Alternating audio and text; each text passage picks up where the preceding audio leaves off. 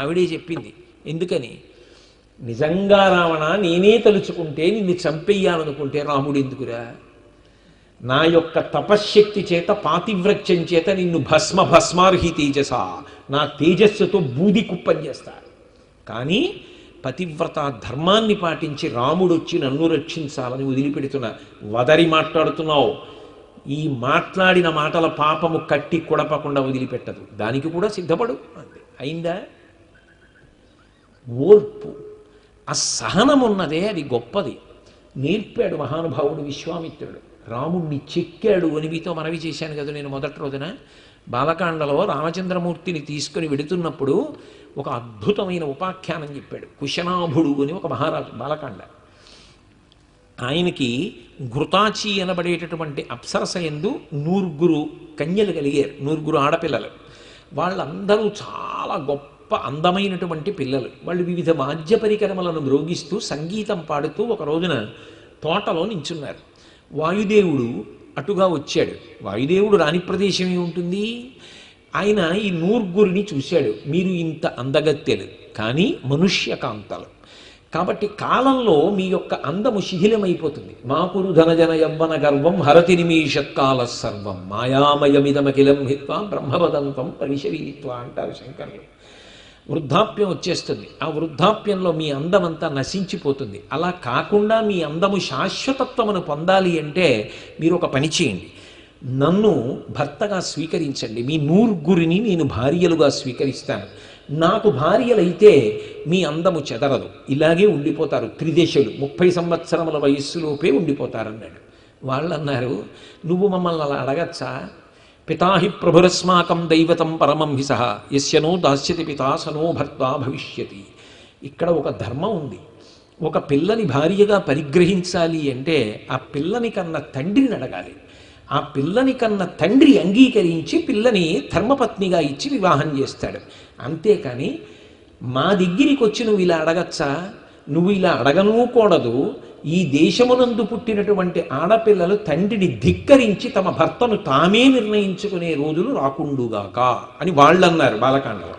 ఆ 100 కన్యలు అన్నారు. ఆయనకి కోపం వచ్చింది వాయుదేవుడికి.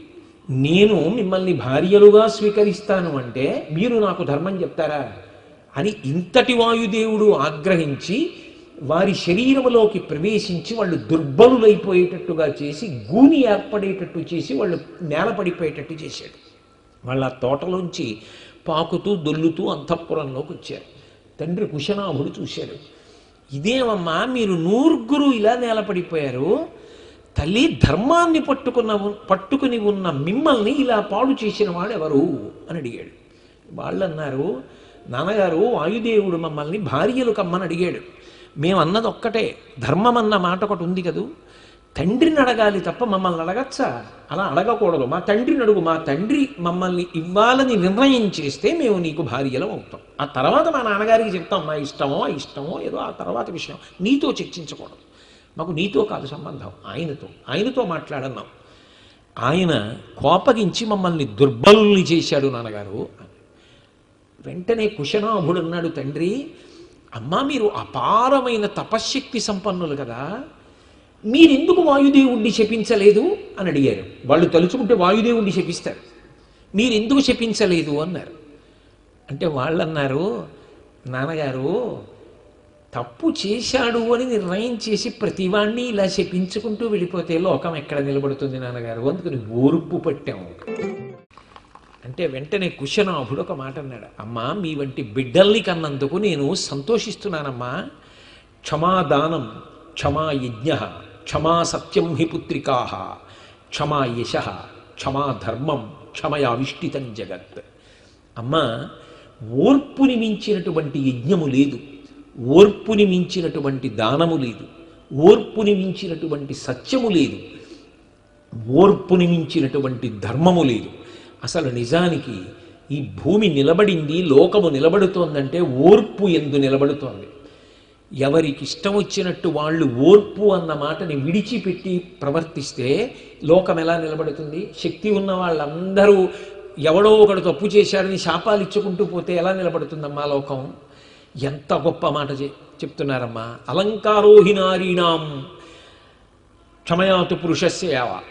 ఈ ఓర్పున్నదే ఇది స్త్రీలకే కాదమ్మా, పురుషులకు కూడా ఉండాలి. అది నిజానికి పైకి కనపడనటువంటి గొప్ప అలంకారం. అమ్మా ఎంత గొప్ప పని చేశారమ్మా అన్నాడు. ఇది చెప్పాడు విశ్వామిత్రుడు రామచంద్రమూర్తితో. ఆ ఓర్పు అంత గొప్పది రామ. ఆ ఓర్పు లేనినాడు అవతలవాడు ఎంత తప్పు చేసిన వాడైనా ధర్మంతో నువ్వు కలిసి ఉండాలి అనుకుంటే నీకు ఓర్పు ఉండి తీరాలి.